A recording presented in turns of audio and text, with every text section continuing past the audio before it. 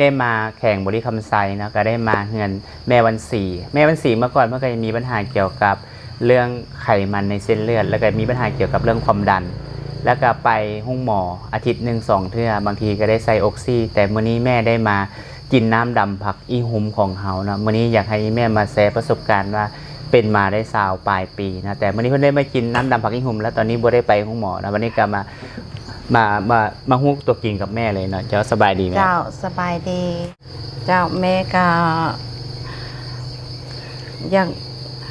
ว่านำพี่น้องแต่ก้นละแม่ละเปลี่ยนความดันตั้งทรงไขมันนี่ขึ้น590ไขมันนะตั้งทรงมาจากไขมันนี่แหละเจ้าอีแม่เปลี่ยนความดันนี่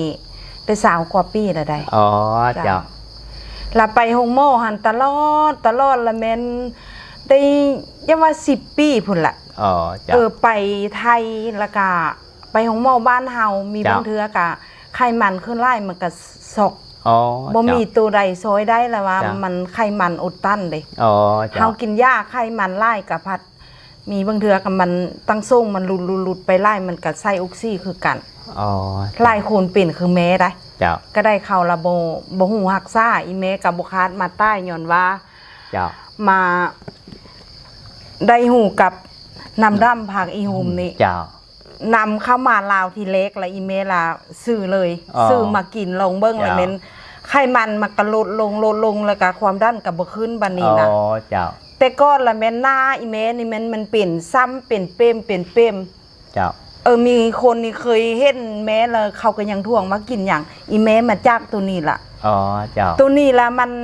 ถ้าผู้เลยเลือดคุ้นเลือดนิ่วแล้วแม่นซอยใดมันล่างออกมากระโตนี่มันก็เปลี่ยนซ้ำก็ไล่คนได้เมป้าก็เปลี่ยนคือกันกะกินอันนี้แล้วก็ไส้ออกเลยได้ไส้เลยอันผู้ใดเลือดคุ้นเลือดนิ่วนะเจ้าแล้วก็เป็นโรคกระเพาะก็เป็นโยนยากว่ากินยาไล่กินยามิดไล่เจ้าได้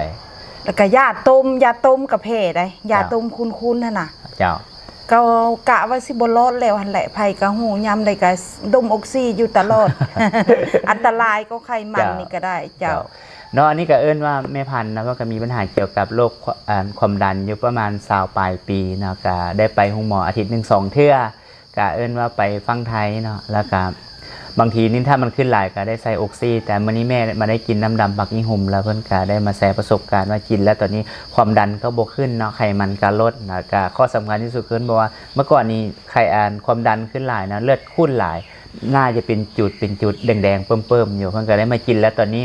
สุขภาพแข็งแรงขึ้นหน้าใสขึ้นนะมื้อนี้ท่านใดที่มีปัญหาเกี่ยวกับความดันอยู่เนาะหรือว่ากระเพาะลำไส้สิก็ลองซื้อไปกินลองเบิ้งนะตัวนี้มันมีมักไม้รวม32ชนิดนะกินแล้วมันจะไปช่วยเกี่ยวกับให้ไขมันละลายนะเพราะมีบักเพชรบักนาว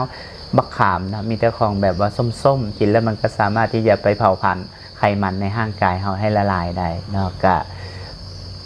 สุดท้ายนี้เนาะอยากให้อีแม่เนาะเห็นว่าผู้หญิงนะมีปัญหาเกี่ยวกับเป็นประจำเดือนมาเจ็บท้องน้อยตลอดที่กับเอิ้นว่าฟานาเซียนะที่แม่ได้เอาให้ลูกสาวกินเนี่ยเจ้าอันนี้กาอยากฝากลูกล้านกำลังเป็นยังน้อยก็เป็นได้10 ปลายปีละไอ้ผู้ใดลูกผู้ใดล้านผู้ใดเจ็บท้องน้อยเจ็บมุนลูกตกข้าวละเม้นกิน2 อย่างนี่